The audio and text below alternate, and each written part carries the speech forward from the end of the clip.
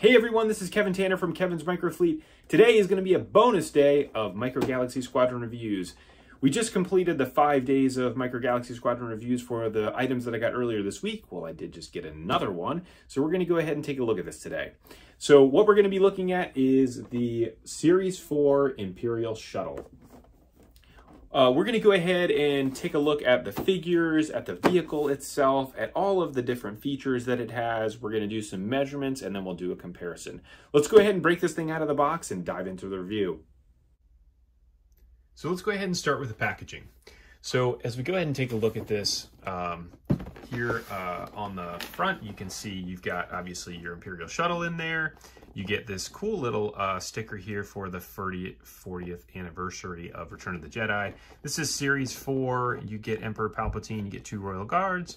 You can see down here on the bottom, it's got the Imperial Shuttle, what the number is. And then you do actually get this, this great picture here, which shows that the wings actually do attach, even though on the outside of the box, when you're looking at it, there are no wings attached to it.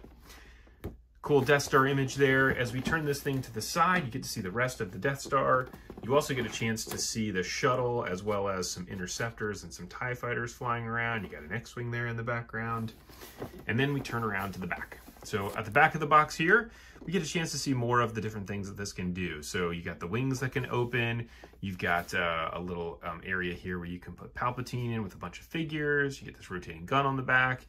You can put some figures in the cockpit, landing gear, ramp, other ships in the line, and then you get your little cutout there. On this side, that just shows you how the wings attach. And then on the underside here, if anybody is looking for the UPC, there it is. So once you open this thing up, it does come in a giant blister pack that has, it has the vehicle in one, and then it has the wings in the other, in another piece of blister pack, which you can take out. And then you get this really cool cutout. So this is, I just really like the fact that they do this with the packaging, that they include something in here that can really be used as a display stand. I mean, the art there is awesome for the Death Star 2, as well as the Star Destroyer that's there in the background. So then you get your figure pack. So I've already taken the figures out here, but you get Emperor Palpatine and 2 Royal Guards. That's what they look like there on the backside. So let's go ahead and start with the figures. So we'll start with Emperor Palpatine himself. So you can see here he's got his robes on. The paint detail is pretty nice on this. They did paint his face. Whoops. And I would say the paint on his face is actually pretty good. It doesn't run over into anything else. He's got like a nice little silver clip there in the middle, you know, of his neck, which looks really nice as well. Not a whole lot to him. He does articulate, arms bend, and then he bends at the hips, like you can see. Then we get 2 of the Royal Guards. These guys are both the exact same. They're holding this staff here, and they just have a little bit of a visor painted on. The sculpt on this is pretty nice for the size, so you can see the robes there. It's got the same articulation as the other, where you can get the arms and then the hinge at the hips. So I wanted to do just a quick comparison of this relative to the Action Fleet version. So this is the Action Fleet version of Palpatine that comes with the transforming Death Star playset. And you can see it's a lot different. The Palpatine is much bigger with the Action Fleet version, really in all shapes and forms. The paint detail on this is actually, and this is one of those other things that's great about the Micro Galaxy stuff, the Action Fleet is all hand painted. Micro Galaxy is all machine painted, which is pretty incredible that they can get that quality of detail for a figure that's so small. Then we also have a quick comparison of the Royal Guards. So this is the Royal Guard from the Action Fleet Death Star transforming playset, as well as the Micro Galaxy Squadron one. So you can see this, it's basically the same exact model in terms of holding the staff like that, but you can see the Micro Galaxy one has a lot more details to it relative to what the Action Fleet does. And they both have the same articulation with the arms and the legs. Now, each one of these figures is roughly an inch. So we'll do this here. There we go, exactly an inch. And Palpatine is also an inch. So those are the figures that it comes with. So let's go ahead and just dive into the actual vehicle itself, because there's just a lot of features to this. So the first thing, we're going to go front to back here to start. So you've got your cockpit here. You can see actually this is tinted glass, or tinted plastic, so you can actually see the seats in there if you were to have pilots in it. And then this does open. There is, you can see there's your little two clips that then attach to this piece, which I'll show you in a little while because this comes off. But that opens up. It gives you lots of seating here for figures. You actually have seating for 6, as well as there's a peg back there for a R2 droid. So there has been hinted that we're going to get another version of this actual shuttle, which would be able to get an R2 unit in it. So then from there, we can close this.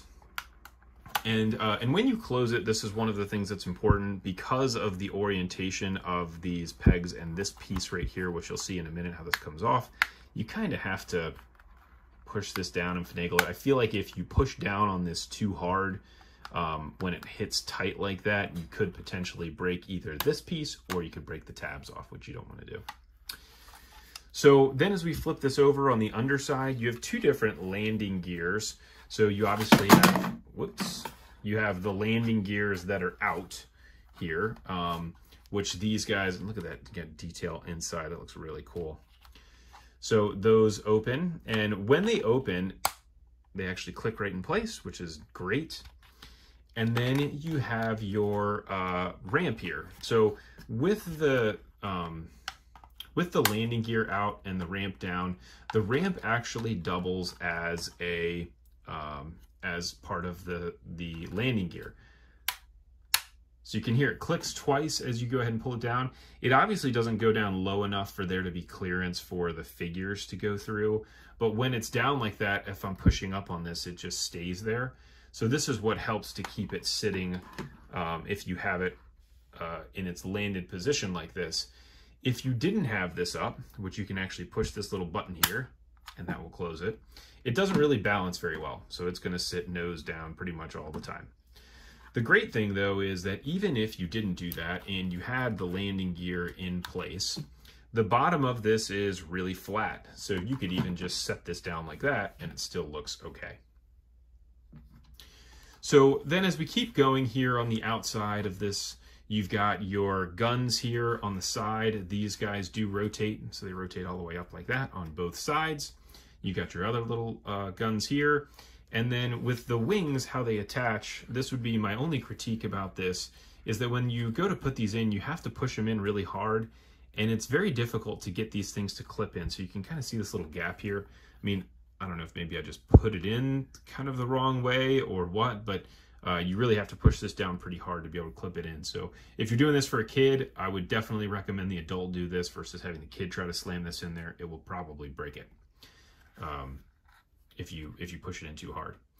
So from the outside perspective, the one thing that is really nice that I love about this is when it's in this position, the wings actually, they don't come all the way together where the tips touch pretty close together like they do in the movie.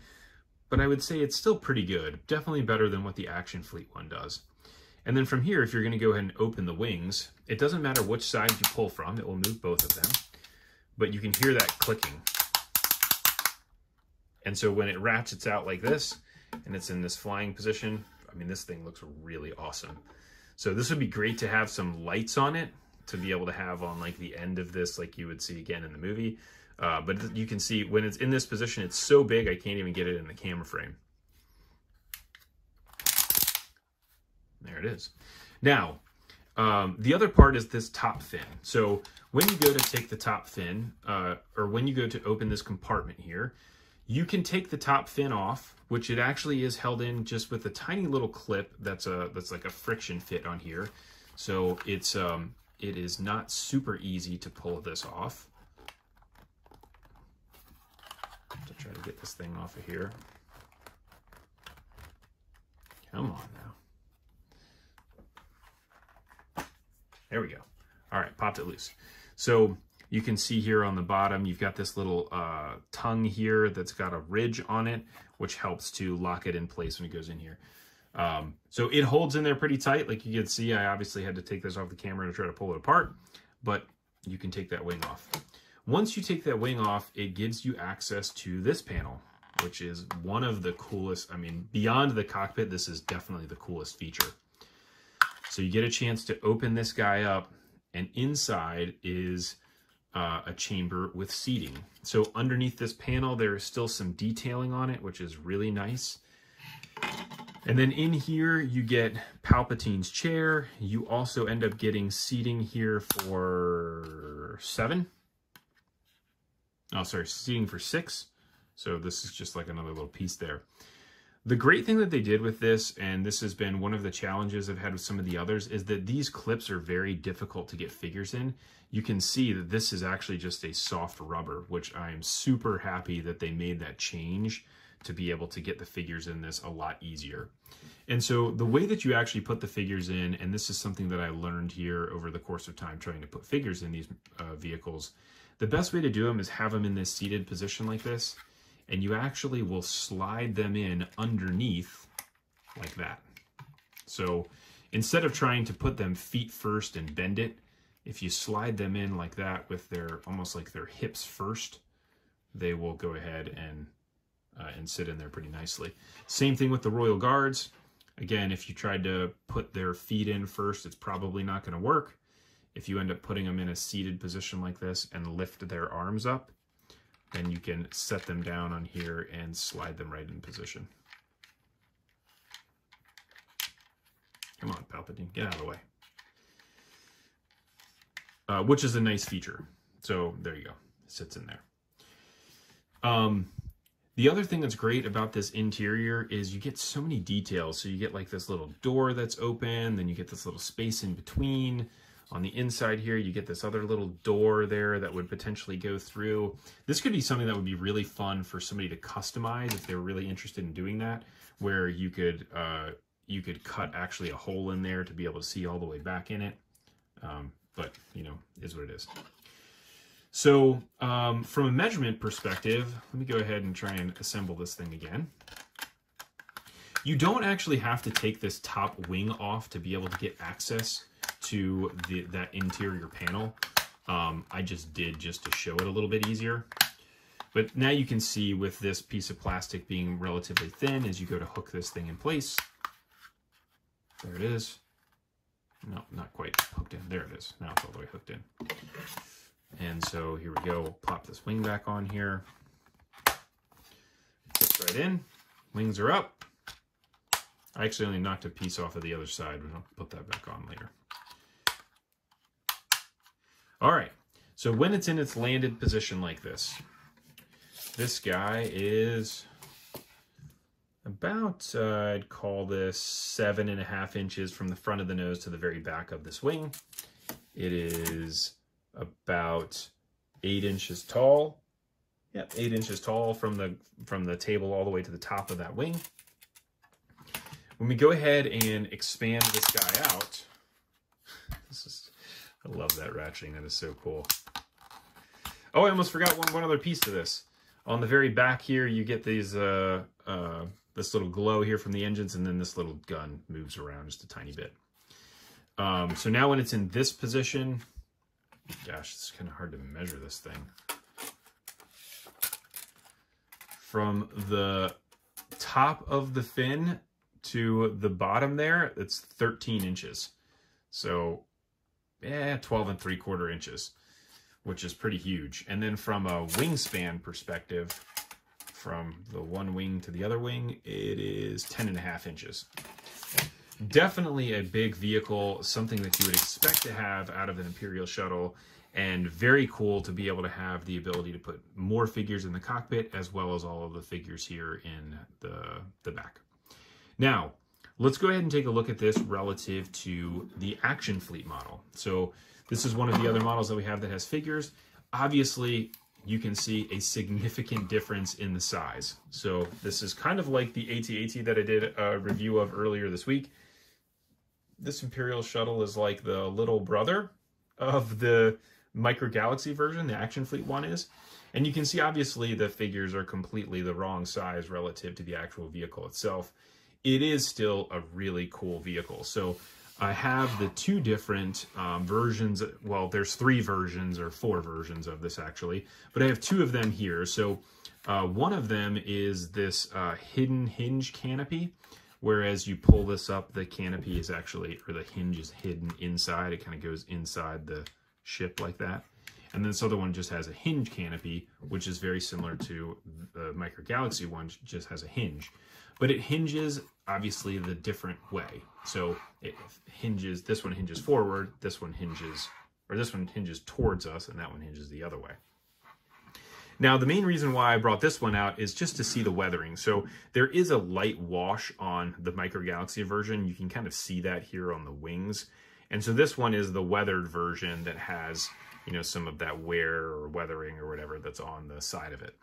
So when it's in this position where, again, so cool. When it's in this position, like the flying position, again, you can see I can't even get the whole thing inside of the camera view because of how tall it is. And so it really is pretty funny getting a chance to see these two together. Now, the other thing that you can see, obviously, as we put this thing up, is the height of the wings is much different. So you've got the Action Fleet version. The wings on the side are much, much shorter than the Micro Galaxy version as well. And then you get, you know, different types of figures. So hopefully in the future, we do get another version of this Imperial Shuttle. I believe that we will, fingers crossed, a Shuttle Tidarium that comes with some Rebel troopers, and maybe it's got R2 and Luke, and who knows who else could be in it. So that is your review here of the Imperial Shuttle from Micro Galaxy Squadron. If you hung with me for this long, please go ahead and like and subscribe to the video. Also, feel free to go ahead and check out all of my other reviews. There are links to this toy as well as all of the other Micro Galaxy stuff that's available on Amazon as an Amazon link here in the description. There's also a link to a Facebook page I run with some other friends from all over the world. It's a great community of other collectors that really love these toys. If you haven't joined that group, please come over and join us. Thank you for taking the time out of your day to watch this. I hope that this has been helpful, and I look forward to seeing everybody on the next review.